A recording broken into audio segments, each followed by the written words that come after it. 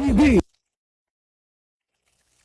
Okay, magandang hapon po sa ating lahat. Ang oras po natin ngayon ay 1:37 ng hapon. Okay? At ngayon ay February 11, 2026 po. So, andito naman po tayo. At magandang hapon ulit sa inyong mga Kamaps Radio TV. Ako po ngayon ay si Doc Heinze at welcome ngayon dito sa Healthy Bites. At ang segment natin ngayon ay tungkol sa exercise motivation.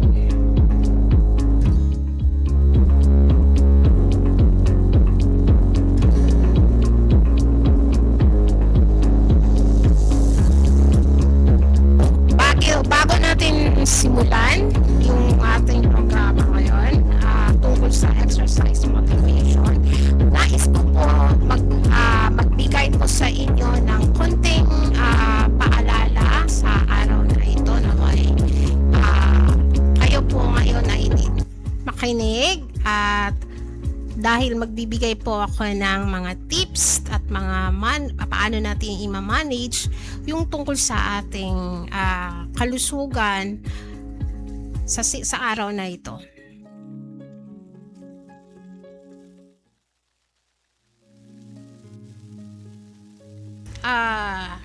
Ang topic natin ngayon ay tungkol po sa exercise motivation.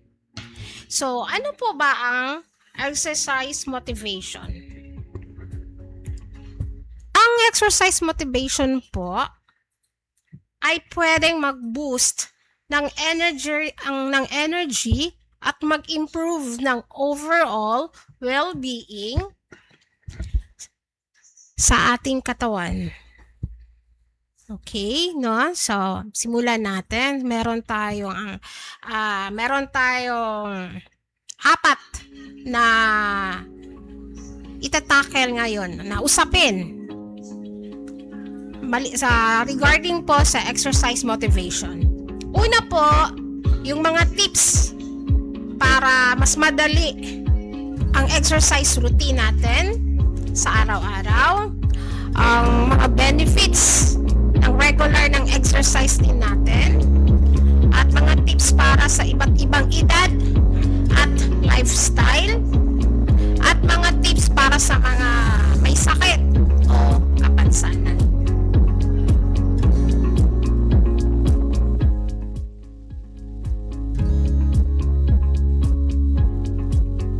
Okay, andito na tayo ngayon sa una nating hakbang. Paano mag-motivate ng exercise? O gusto ba natin mag-exercise pero walang motivation? Ito ang mga tips para mas madali natin ito maintindihan. Una, mag-set tayo ng goals.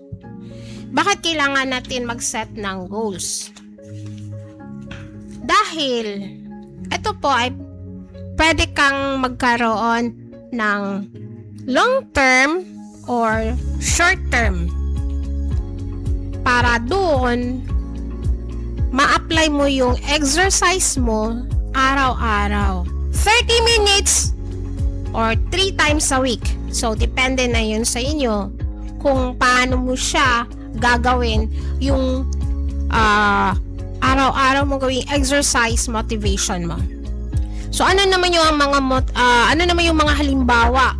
Siyempre, mag-motivate ka kapag may goals ka. Yun po ang mangyayari, no? Kasi meron ka pong tinatawag na set of your goals. So, number 2, yung tinatawag lang, find your way. Bakit ba mag-exercise? Bakit nga kailangan natin mag-exercise? Kasi po, pwede kang mag-exercise para sa health mo. Hindi mo naman ito gagawin na parang walang benefits, kundi gagawin mo po ito dahil may benefits kang makukuha para naman magiging fitness o para sa stress relief mo.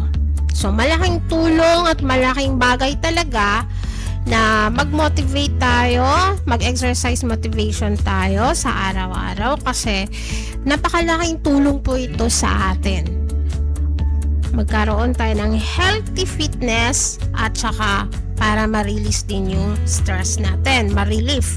Okay. Ang gawin mo, reminder, yung mga reasons mo. Pangatlo is choose activities you enjoy. Pwede kang mag-exercise ng mga activities na gusto mo at pwede kang mag-dance, mag-swimming, or mag-hike. Ito po yung mga magagandang exercise na talagang gagawin natin sa araw-araw, lalo na kapag may edad ka na. Kasi malaking tulong talaga ito sa healthy natin. Pwede kang mag-exercise ng mga activities na gusto mo. Yung gusto mo, yung talagang willingness mo na eto, magbibigay ka. Halimbawa, mag-yoga ka dahil yun ang gusto mo. Kung gusto mo rin mag-swimming ka. Pwede rin gawin mo yun, no? So, merong mga paraan na pwede mong gawin yun sa willingness ng gusto mo talaga, yung choices mo.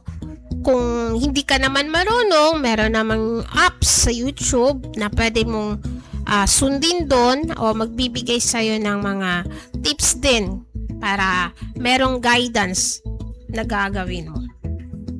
Tsaka kung gusto mo rin ng mga music, pwede ka naman mag-dance through workout, no? So, ano ang mga benefits nito? Syempre, mas masaya ang exercise kapag gusto mo. So, ito yung sinasabi ko na kailangan po yung gusto nyo, no? Para magiging maganda ang kakalabasan nito. Okay? So, pangalawa po, ito naman yung second part. Ano naman yung mga tips para mas madali ang exercise routine natin? Okay.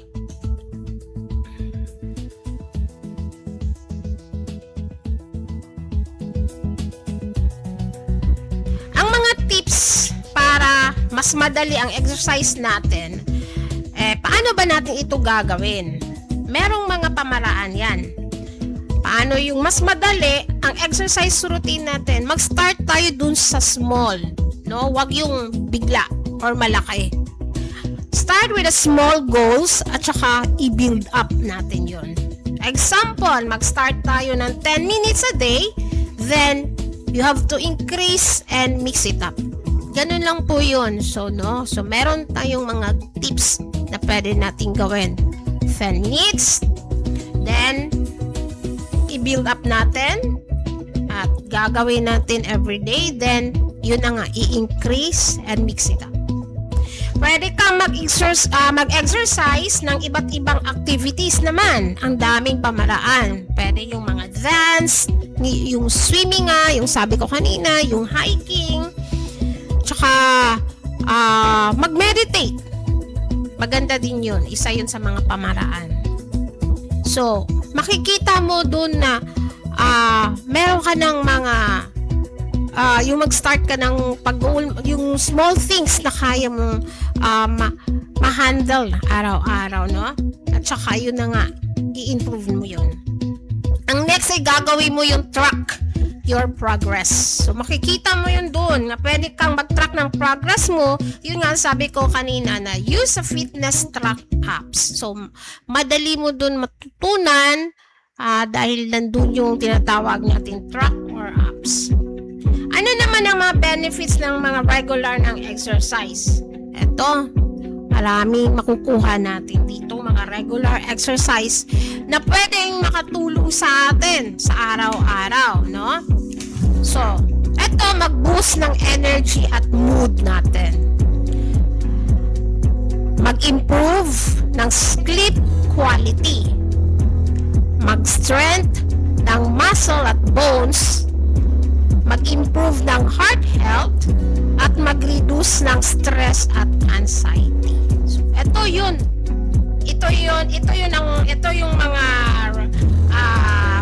yung mga exercise ng mga benefits natin na makukuha natin kapag araw-araw o regular tayong magawa ng exercise motivation natin. So napakaganda talaga, no, na pag ganitong gagawin natin araw-araw kasi meron talagang improvement. So kaya gagawin natin to hindi lang dahil bata ka or matanda ka. Meron mga pamalaan pa rin dyan na pwede nating gawin na kahit dahan-dahan lang, no? Huwag biglain. So, syempre, ano naman yung magiging pakiramdam mo kapag araw-araw mo tong gagawin? Of course, yung exercise na yan ay gaganda din ang pakiramdam nyo talaga. So, gagawin natin yun araw-araw. Ano naman ang mga tips sa iba't ibang yung may edad at yung lifestyle nila? Pwede kang mag-exercise kahit anong edad o lifestyle mo. Para sa mga bata, mag-apply or mag-play ng sport or mag-dance. Para naman sa mga matatanda, mag-walk sila or mag-yoga or gardening. Diba? Kasi meron naman kasing mga matatanda na hindi talaga hilig nila mag-yoga, hindi nila hilig mag-walking, pero meron silang mga pamaraan pa rin, no? Katulad ng mga seniors. So, eto yung gardening. Marami pa rin silang pwedeng gawin na kahit senior na sila, lalo na may mga karamdaman sila. Pero bago yun, pumunta muna kayo ng doktor nyo, kumonsulta muna kayo para kumuha or mag-start ng new program sa exercise routine nyo sa araw-araw. Dahil lalo na yung mga senior, yung health concerns natin sa kanila. At saka need pa rin ng advice ng galing sa doktor nila. Kaya kailangan talaga natin yon, no, sa mga senior. Importante yon na kumonsulta muna tayo sa mga doktor kung gusto natin na yung i-apply natin yung exercise motivation. At syempre, kailangan maging stay hydrate tayo, no? Kailangan mag-stay hydrate tayo. Una, bago at saka habang or pagkatapos na mag-exercise tayo. So, kailangan we have to stay hydrated. And next is yung pakinggan naman natin yung katawan natin, no? Listen to your body and rest when needed. So, importante talaga yun, no? So, sa mga matatanda, huwag nating kalimutan na kapag, lalo na sa mga senior, kailangan pa rin natin ng mga consultation galing sa doktor natin. Lalo na kung meron tayong problema sa health, no? Kailangan pa rin yung health concern galing sa doktor. So, yung naman sa mga yung naman para sa mga busy, no? Mga busy, hindi makapag-exercise dahil busy sa bahay or busy sa opisina dahil sa mga ginagawa sa araw-araw. Okay, meron naman tayong mga tips dyan, no? Habang nasa opisina ka or nasa work ka, no, lalo na wala ka talagang time, magagawa mo pa rin yan ng pamaraan, okay? Lalo na kung during short break time nyo. Pwede mo yung gagawin, no? So, habang nakaupo ka, mag-stretch ka or mag-walk ka sa opisina mo. No? Mag-walk ka instead na gagamit ka ng elevator. So, bakit hindi ka maggamit ng stair? So, exercise din yun, di ba? Mas maganda yun. Imbis na elevator, yun na nga, gagamit ka ng stairs kasi exercise din yun siya. At kung nasa opisina ka, nasa mesa ka lang, nakaupo ka, gamitin mo yung mga bawat gawin na simple lang, no? Mag-stretching, mag-squat, no? Yun, mag-squat ka. So, mga simple lang na mga exercise or kaya push up, no? Mag-push up ka habang nakaupo ka sa desk. So, yun. So, ang oras natin ngayon is 1:51 ng hapon.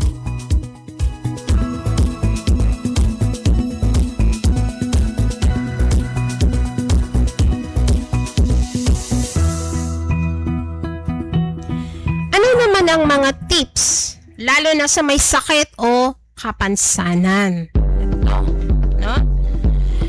Ito talaga, kanina sinabi ko, kapag may sakit o kapansanan, maselan talaga to. Kailangan talaga natin dito na pagtuunan ng pansin. Hindi naman lahat na, sabi nga nila, hindi naman lahat na meron silang pera na maipoprovide, no? Pero meron pa rin pamaraan na magagawa natin, no? So, mga tips para sa may sakit o kapansanan. Yung mga may sakit o yung mga may kapansanan, lalo na kapag stroke, no?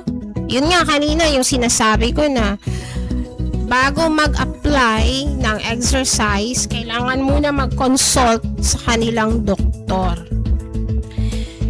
Kung kaya naman mag-walk, pwede. Kung kaya naman mag-stretching, why not, di ba? So, dahan-dahan lang. Pero bago yung gawin, kailangan muna ng konsulta ng mga doktor ninyo. Okay? Kasi po, yung pag-walk pa lang, no, yung paglakad-lakad natin kahit nasa bahay lang, malaking tulong na rin yun, no? Kasi magiging maganda na rin yung ikagaganda ng kalusugan natin. Lalo na dun sa mga may sakit at saka may kapansanan.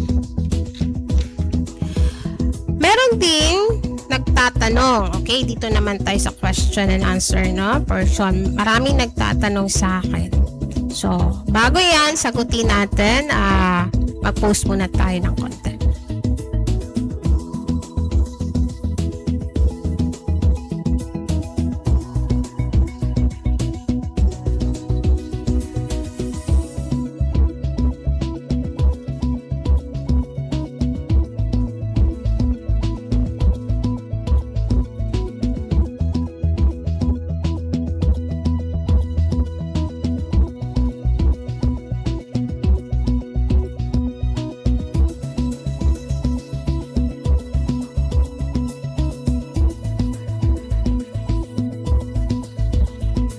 Okay, ito.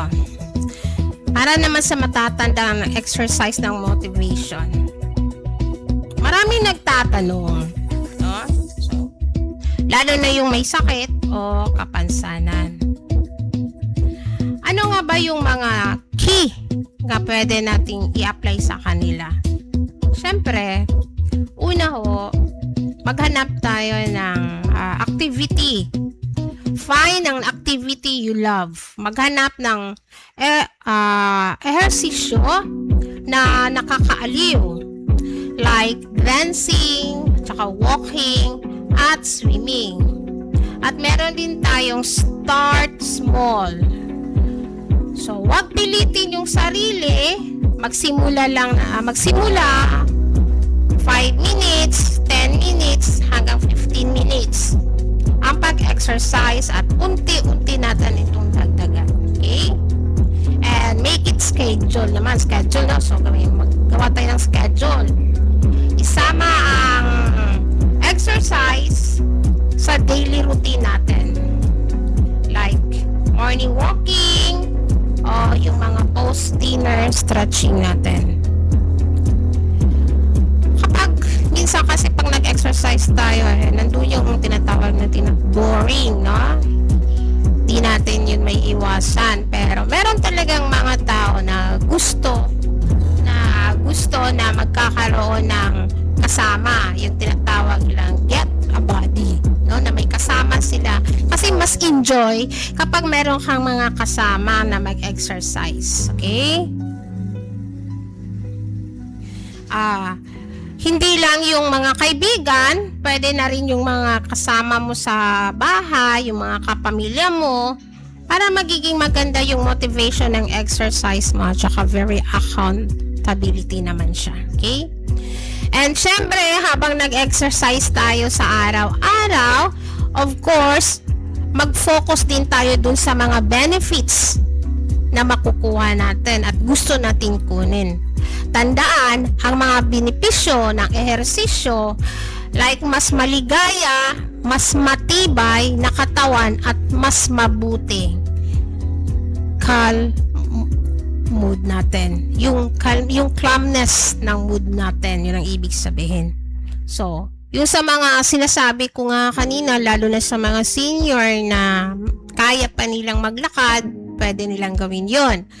Yung mga seniors na kaya pa nilang mag-yoga, then patuloy yung gagawin yun, no? So, hindi naman siguro lahat ng senior na hindi pa nila kaya mag-yoga.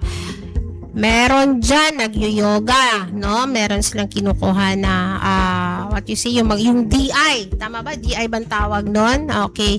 Pero sabi nila, mahal naman, wala naman kaming pangbayad sa DI na yan. So, no problem, kahit walang DI Pwede mong magagawa yun sa sarili mo kahit may sarili kang stepping. Pwede yun kasi exercise din yun, no? Kaya magagawa mo pa rin ang paraan. Kahit nasa bahay ka lang, magpapatugtog ka ng music, pwede mo nang gawin yun, no? Pwede nyo nang gawin yung exercise na yan kahit wala kayong pangbayad. Magagawan mo pa rin ang mga paraan yan. So, ano pa ba ang pwede nilang gawin? Okay, lalo na sa mga senior. Well, eto, pwede nating tinatawag nilang mix it up. Okay, yung mix it. Ano yon? Yung pag-iba-ibahin ang routine para hindi magiging boring. So, eto, pwede kang maging kahit ano lang parang nag-set ka ng time mo, 'di ba? Parang set ka ng time mo. Okay, 30 minutes magyo-yoga ako or 30 minutes naman magwo-walking ako, 30 minutes naman didiligin ko yung mga halaman ko, gano'n, magwawalis ako. So, pwede kang mag-set talaga. 'Yun ang tinatawag na mix it up, no? Na exercise. So, habang ginagawa mo 'yun in a short term lang, no? So, meron pa rin siyang effectiveness na tawag nila. Kasi, ginagawa mo pa rin yung ganong routine na exercise na motivation mo. Okay? So, ano pa ba ang mga dapat gawin sa mga senior citizen na kaya nilang gawin? Okay. Ito na naman, no? Meron pa naman tayo tinatawag na stay hydrated. Isa yun, kailangan uminom talaga ng sapat na tubig para magiging stay hydrate tayo. So, may nagtanong dito, Dok, ano ba yung pag-inom ba namin, kailangan ba yung bago mag-exercise o habang nakapag-exercise o pagkatapos? Well, ang sabi dito, pwede kang uminom ng sapat na tubig bago mag-exercise or habang nag-exercise or pagkatapos ng mag-exercise. So, pwede siya. Yung sapat lang po na tubig ang kailangan nating inumin. So, at saka, wag talaga nating kalimutan na yung sinasabi na pakinggan, listen to your body. Rest when needed. Huwag pilitin ang sarili. Okay. Meron naman nagtatanong dito, sabi naman, Dok, paano naman? Wala talaga kaming time mag-exercise. Wala kaming, kasi ang dami naming ginagawa. Hindi na namin kailangan mag-exercise. Ang kailangan kasi namin, galing sa trabaho, magpahinga ng maaga. Dahil pagod kami sa trabaho, sa paghahanap buhay, tsaka kailangan pagka umaga, mag-prepare kami ng mga pangangailangan ng mga anak namin. Hindi problema yun. Mauunawaan namin kayo dyan. Okay? Basta ang gagawin lang natin dyan na meron ka pa rin magagawa yung tinatawag na multitasking. Multitask yun. Sorry po. Multitask po yan tawag dyan. So, pwede po kayo mag-exercise habang nag-prepare kayo ng breakfast. So, di ba? You see? Pwede pala yun magagawa nyo. So, habang nagpagising nyo ng umaga, habang nag-prepare kayo ng food ng mga anak nyo, exercise pa rin yun. No? Habang nag-prepare kayo ng food. So, yung mga ginagawa natin sa bahay, kahit taong bahay ka lang, exercise na yung mga ginagawa natin.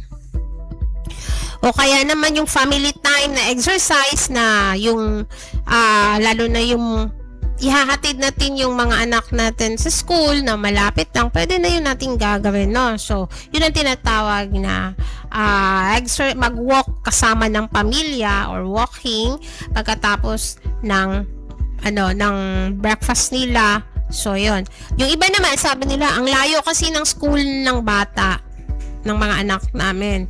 So, okay lang yun kasi nga, meron naman time pag-uwi pagkatapos ng pagpasok ng mga bata sa school, no? Okay. Tsaka yung mga house, yun na, yung sabi ko kanina, yung mga ginagawa natin sa bahay, yung mga gawain natin sa bahay. Exercise pa rin yun. Kaya, malaking tulong pa rin yun, di ba? Sabi, kahit yung merong vacuum, no? Exercise pa rin yun. So, maganda pa rin yun sa ating exercise motivation. Wala naman kaming vacuum. Walang problema yun. Kung meron kayong lampaso dyan, magbubunot kayo, okay din yun, di ba? Kung maglampaso kayo ng sahig nyo, exercise pa rin yun. Samahan nyo ng music, mas maganda ang magiging resulta. Okay, no? So, eto, ano po ba talaga yung mga priorities natin sa buhay? So, subukan na lang natin at saka pwede nating subukan ito. Yung paggamit natin ng mga oras sa pag-commute. Okay? Yung gawing ehersisyo ang gagawin natin din sa bahay. So, maraming paraan tayong magagawa. Kaya, so, lahat may paraan kung gugustuhin. Yun nga ang sabi nila. Kahit sabihin mo wala kang time, meron pa rin paraan yan. Okay? So, ito yung mga tips na pwede nating gagawin. Tsaka yung basta yung may mga kapansanan, wag natin kalimutan na kumonsulta muna tayo sa mga doktor natin. Okay? No? Para magiging safety naman. So, eto, may nagtanong ulit, Dok, paano naman yung mga bedridden? Yung mga bedridden na pasyente namin or yung mga kamag-anak o kapamilya namin nagkakasakit. Talagang halos hindi na po maigagalaw yung katawan nila. So, yung mga pasyente ninyo or mga kasama nyo sa bahay, sa pamilya na talagang nagkakasakit na bedridden na talaga, ang importante sa kanila talaga doon, yung tinatawag nilang gentle movement, no? Kailangan talaga yung gentle movement lang talaga, no? At saka yung mga physical therapy na i-apply natin. Dapat, kailangan magiging limitado tayo sa mga galaw nila. Pwede pa rin tayong kumuha ng makakatulong sa atin ng mga caregiver para sa mga pasyente nyo, sa mga inalagaan yung mga kasama nyo sa bahay na meron nagkakasakit na talaga, no? So, kung wala namang caregiver kayo na na makukuha kasi nga sabi mahal ang bayad, well, marami namang pamaraan dyan, no, na gagawin natin. Basta ang una-una, kumonsulta kayo or pumunta kayo sa barangay. Pwede kayo doon humingi ng tulong. Okay. At saka yung mga exercise na i-apply natin sa mga bedridden, kailangan dahan-dahan talaga natin igalaw ang mga joints para maiwasan yung stiffness nila. At saka yung lalo na yung deep breathing para sa lungs nila. So, pwede natin sila pa rin matutulungan kahit yung pasyente natin, mabibigyan pa rin natin ng yung care sa pag-alaga sa kanila, yung gentle move pa rin na i-apply natin yung mga physical therapy para sa kanila. Kung yung may kaya naman, yung meron talagang pambayad, no, sa mga caregiver, magkukuha ng caregiver, mas maganda yung magkuha sila ng physical therapy talaga, no? Kasi yung mga physical therapy kasi, yung license po, sila po yung talagang mag-guide sa mga appropriate na mga exercise, lalo na dun sa mga bedridden na mga pasyente natin. So, meron din tayong mga tinatawag na passive exercise na dyan. Ano po yung mga example? O ano po yung mga halimbawa? Yun na po, no? Kapag nag-bedridden po yung pasyente natin, yung arm natin, so i-lift mo lang yun ng dahan-dahan na itaas at ibaba ang braso ng pasyente natin. So yun, arm lift po ang tawag dyan, no? So, dahan-dahan natin itaas at ibaba ang braso ng pasyente natin. At saka yung kaya naman natin ma-bend yung legs naman ng pasyente natin or yung leg nila, so dahan-dahan din natin ito ibaluktot at ituwid ang tuhod. Yun, no? So, meron talaga siyang proseso talaga. So, basta sumunod lang tayo sa payo ng doktor nyo. Okay? Tsaka, huwag kalimutan din yung, meron din tayong tinatawag na yung ankle rotation. Huwag natin yung kalimutan, ha. So, dahan-dahan natin iikot-ikot ang paa ng pasyente natin. So, lahat gagawin ng dahan-dahan, ng gentle na pamaraan para magiging maganda ang kanilang galaw. Okay? Para magiging importante kasi doon yung gentle movement sa kanila na i-apply natin na yung tinatawag mga physical therapy sa kanila para magiging maayos din. So, paano naman kung hindi ma-lift? No? Yung hindi ma-lift yung arm or ma-bend yung paa. Okay. Kung tumitigas na talaga yung mga joints ng pasyente nyo, kailangan pa rin natin kumonsulta ulit sa doktor nyo, no? Nang sa ganon, pwede pa rin masubukan kung ano yung pwedeng maibigay sa kanila ng mga physical therapy. So, meron namang mga pamaraan dyan na ibibigay, no? Yung katulad ng mga tinatawag nilang massage therapy. So, nakakatulong pa rin dun sa kanila dahil yun po ay pag-relax ng muscle at mga improvement ng circulation ng nila. Ang next, yung tinatawag nilang range of motion exercise. Dahan-dahan lang natin igagalaw ang mga joints sa comfortable range nila. So, dahan-dahan lang, okay? So, ganun lang po yung mga simple na very, yung tender, loving care po na pamaraan natin na gentle movement para i-apply natin yung mga physical therapy, lalo na dun sa mga bedridden talaga, no? So, dobleng ingat lang po tayo ito. So, yung mga massage therapy na pwede naman natin i-apply sa kanila, yung katulad ng paghahaplos sa balat. So, no, yung mga paghahaplos, maganda din yun sa kanila. At saka yung, yung pagpipisil-pisil, yung pisil-pisilin natin yung mga, yung mga nerve nila, yung muscle nila. Maganda din yun sa kanila. Kaya, dahan-dahan lang, tsaka ihimas-himasin lang yung nila, yung yung dahan-dahan na paghaplos ng balat nila at saka yung mga muscles nila. Dahan-dahan lang pagpisil sa mga tense ng area nila. Kaya gagawin pa rin natin ito ng gentle at dahan-dahan, lalo na kung may sensitivity ito na pain sa kanila o pain sa kanila. So, mas maganda pa rin talaga kung meron mag-guide dun sa pasyente natin, lalo na dun sa mga bedridden. So, yun na ang sabi ko kanina, kung wala naman tayong pangbayad o wala tayong makukuha na physical therapy talaga na with license or caregiver dahil walang sapat na o kakayanan na pambayad dahil kulang ang pambayad at walang mai-hire talaga. So, meron naman tayong magagawa pa rin na paraan. Okay, yun ang tinatawag na free online resources. May mga video or yung mga tutorials at guides na matutunan mo doon sa YouTube na pwede mong i-apply dun sa bedridden na pasyente mo. At saka kung hindi ka naman marunong gumamit ng cellphone, so pumunta ka na lang sa local community centers. Kasi merong mga free o low cost na PT services sa community, sa centers o sa barangay o kaya sa health center. At saka, mas maganda rin yung offer ng government health program. May mga programa sa DOH o sa PhilHealth na nag-o-offer sila ng PT services.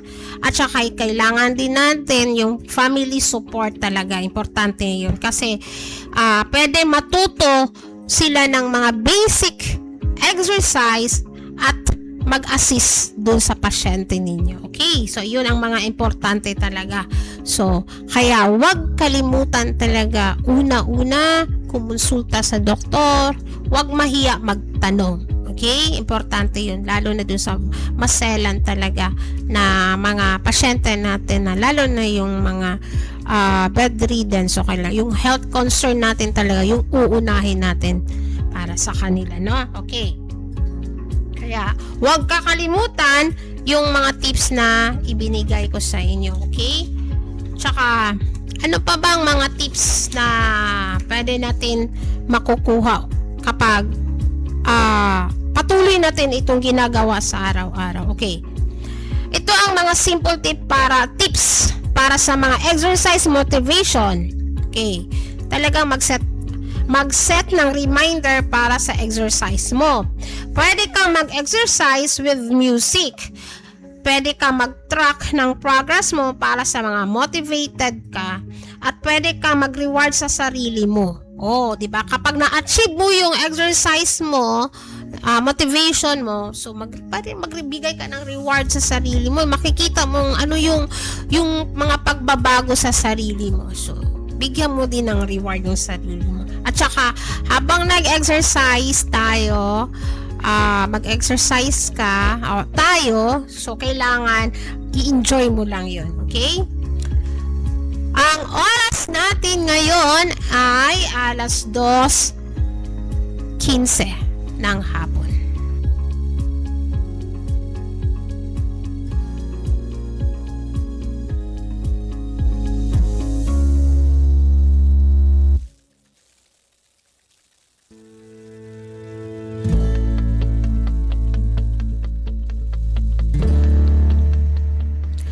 Okay. Ano naman yung mga pwede at hindi pwede gawin?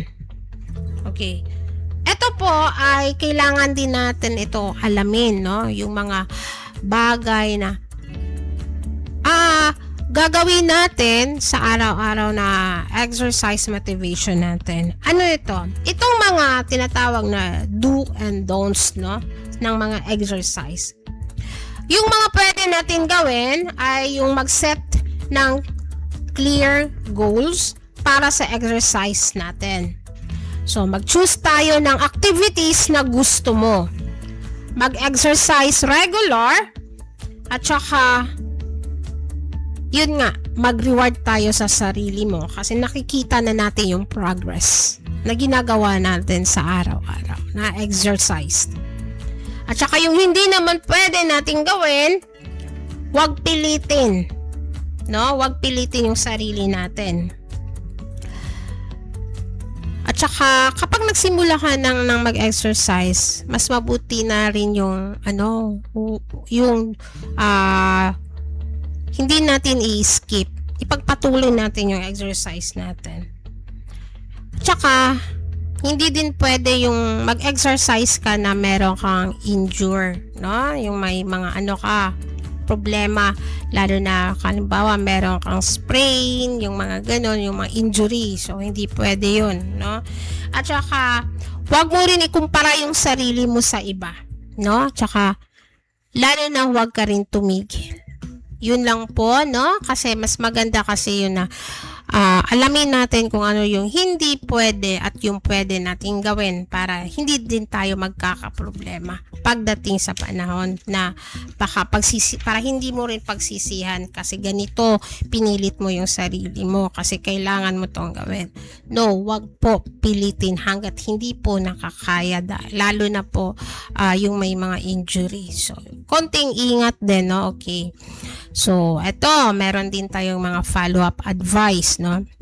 So, tandaan natin na ang exercise ay pwede talagang mag-boost ng energy at mag-improve ng well-being mo. Kaya gagawin mo ang mga tips na ito at simulan ng mag-exercise ng routine mo na magiging maayos ang exercise daily routine mo sa araw-araw.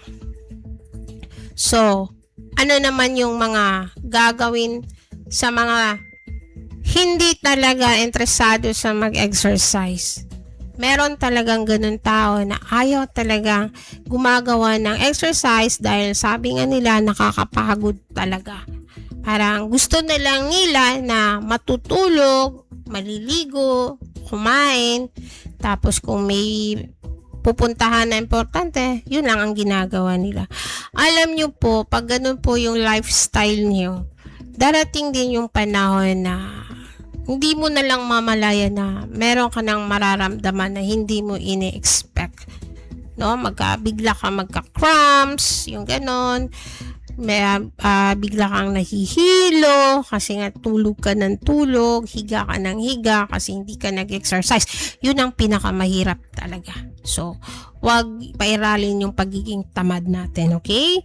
So, kailangan mas maganda kung araw-araw tayong may ginagawa para magiging maayos at masaya yung healthy natin, no? So, ang oras natin is 2:18 po ng hapon.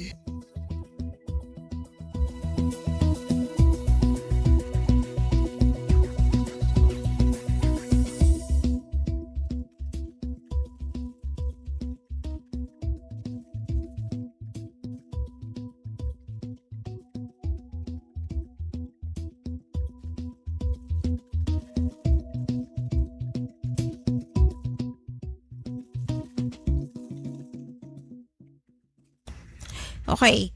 So, natatandaan natin, no? Tandaan talaga natin yung mga yung paano natin i-manage yung exercise motivation natin sa araw-araw, yung mga ginagawa natin sa araw-araw.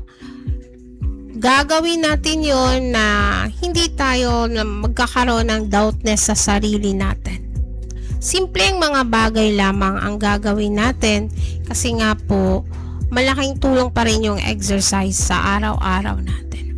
Okay, may nagtanong dito. Okay, wait po ha, may nagtanong. Okay.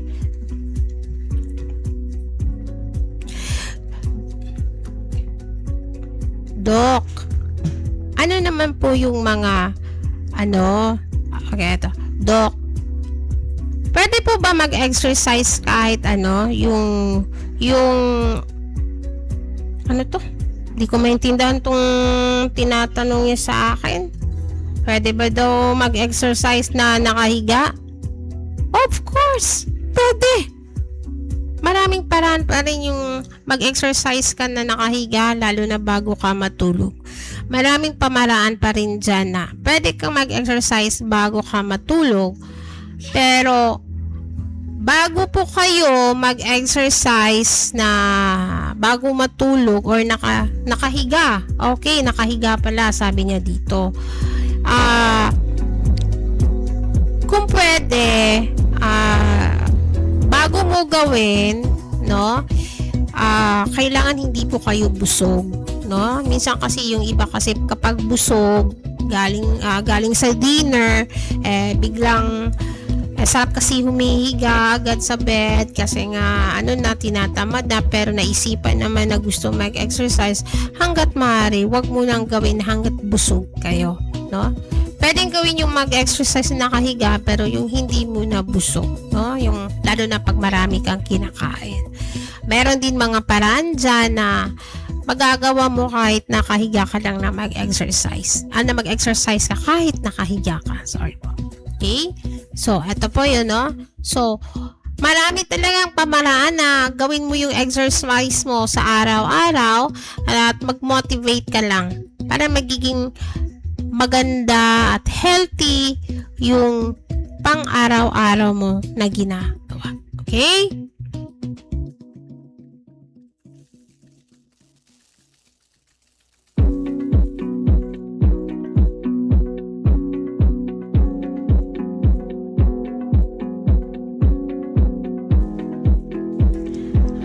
mga ka-Healthy Bites, sana nakapagtulong ang mga tips at information natin today para mas madali ang ating exercise motivation. Alam mo na ang mga tips para sa motivate sa exercise ay magbibigay talaga ito ng mga benepisyo at lalo na dun sa mga araw-araw na nag-exercise at magiging maganda ang overall well-being natin. Okay? Ito, bago naman matapos yung aking programa, magbibigay din ako sa inyo ng magandang salita ng Diyos. I can do all this through Him who gave me strength. Philippians 4 verse 13. Kaya mga ka-Healthy Bites, tandaan nyo, ang exercise ay pwedeng mag-boost ng energy at mag-improve ng overall well-being natin. Kaya gawin natin to at simulan ang mag-exercise routine natin sa araw-araw. So, ako po ay nagpapasalamat sa ating station manager na si Bernard Velez, as sa binim ko na cooperation manager na si Mr. Remigio Maceda, at sa ating technician na si Emily Ampilanon. Okay. Salamat po sa pag-tune in dito sa Healthy Bites sa Mobs Radio TV. Maraming salamat po sa inyong lahat.